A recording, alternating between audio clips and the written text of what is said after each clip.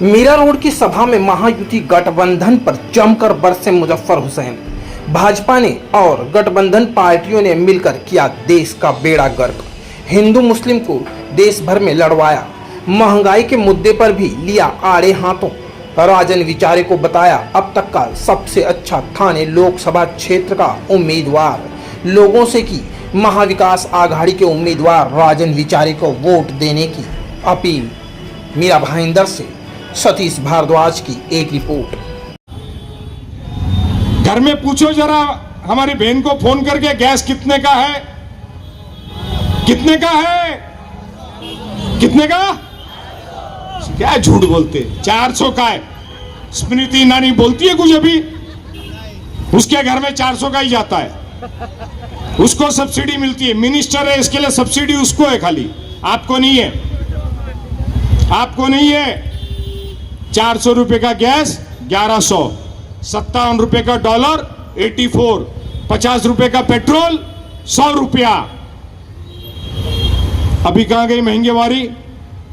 5वीं इकोनॉमी बन रहे हम, 5वीं इकोनॉमी। मोदी साहब कितना छाती ठोक के आज भी बोल रहे थे 25 करोड़ जनता को मैं राशन देता हूं। क्या बोलते हैं? मेरे को याद है बचपन में हम भी राशन लेते थे, हमारा भी ऑरेंज कार्ड था। मजाक नहीं करता, सच बोलता हूं। हम कोई पैदाइशी गोल्डन टी स्पून, क्या बोलते, सिल्वर स्पून का नहीं हूं मैं। ये आप लोग बैठे यहाँ खेती करता था, मच्छी पकड़ता था इधर। ये प्रभाकर भाई भी हम लोग मच्छी पकड़ते थे पेनकर पाड़ा में। तो बॉर्न विथ सिल्वर स्पून नहीं है हम। तो राशन का कार्ड हमारा भी रहता था, घासलेट, चावल, तेल, शक्कर, लाइन लगा के हम लोग लेते थे, बरोबर है। तो आज मोदी साहब वापस 10 साल के बाद भी बोलते 25 करोड़ लोगों को, 80 करोड़ लोगों को मैं राशन देता हूं। तो 10 साल के अंदर आपने बीपीएल कैटेगरी में से आपने इकोनॉमिकली लोगों को बेटर नहीं बनाया, आपने अच्छा नहीं बनाया। बनाया क्या? बनाया क्या? तो 5वें नंबर की इकोनॉमी कैसे हो गई? बोलते हम यूके से आगे चले गए पर कैपिटा इनकम। हमारा सालाना आमदनी बढ़ गई है, यूके से ज्यादा हो गई है। अगर सालाना आमदनी अगर यूके से ज्यादा हो गई है तो 80 करोड़ जनता को राशन क्यों देना पड़ता है? तो 35 करोड़ जनता 100% लिटरेट है, एजुकेटेड है। अनपढ़ गवार है क्या? मुझे कल परसों ही कोई आके मिले, मतलब दुबई जाते हो, मुसलमान के देश में जाते हो, मुसलमान के साथ रहते हो, वहां हिंदू मुस्लिम नहीं करते हो। अमर वहीं से उठ करके हिंदुस्तान आते हो तो बाजू का मुसलमान है, बोलता हमारी बिल्डिंग में नहीं रहने का। दुबई में जाते हो, दुबई के शेख के पास से मंदिर की जगह लेते हो, वहां रोजा खुलाने के लिए मंदिर में बुलाते हो, और या मंदिर के बाहर में कोई रोजा खोलता है तो बोलता मंदिर के बाहर रोजा नहीं खोलने का। यह शर्म आनी चाहिए आपको,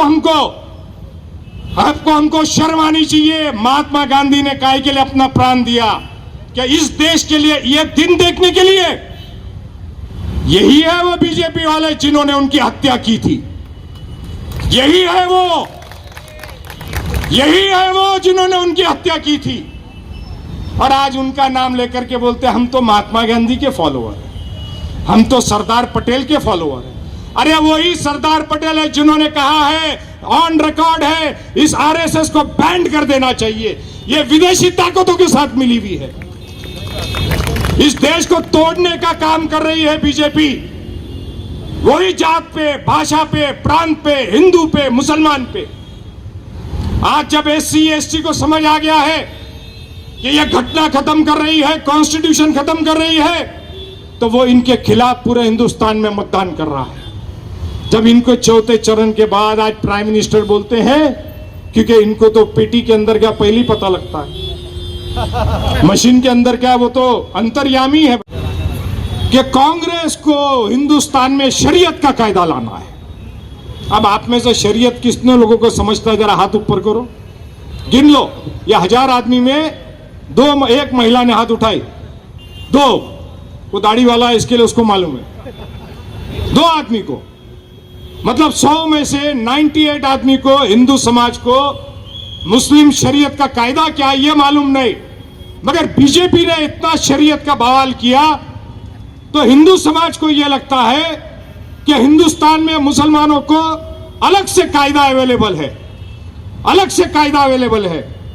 अरे कॉन्स्टिट्यूशन ने हिंदू संस्कृति को, हिंदू धर्म को अपनी तरकीब से आपको पूजा कैसे करना है, आराधना कैसे करनी है, आपकी शादी की विधि क्या है, आपकी मृत्यु की विधि क्या है, आपके घर के अंदर प्रवेश करने की विधि क्या है, यह अधिकार हिंदुओं को मिला। क्रिश्चियनों को मास करने का, अपना प्रेयर करने का अधिकार मिला। उसी तरह से शरीयत बोलो तो क्या है, हमारी नमाज कैसे होगी ये हम फैसला करेंगे, हमारी शादी कैसे होगी ये हम फैसला करेंगे, हमारा डिवोर्स कैसा होगा ये हमारा तौर तरीका होगा, यही है शरीयत। मगर बीजेपी ने इसका प्रचार प्रसार ऐसा किया है कि हिंदू भाइयों को लगता है कि मुसलमानों के लिए बहुत अलग से कायदा है। अरे मुसलमान के टंटे होते हैं तो पुलिस केस होता है, मुसलमान के टंटे होते हैं तो कोर्ट में जाता है, मुसलमान आपके साथ में दंगे फसाद होते हैं तो पुलिस केस करती है। तो कोर्ट के अंदर का जो कायदा कानून है वो इस देश का कायदा कानून है। तो जो देश का कायदा कानून लागू होता है हिंदुओं को होता है, वही मुसलमान को होता है।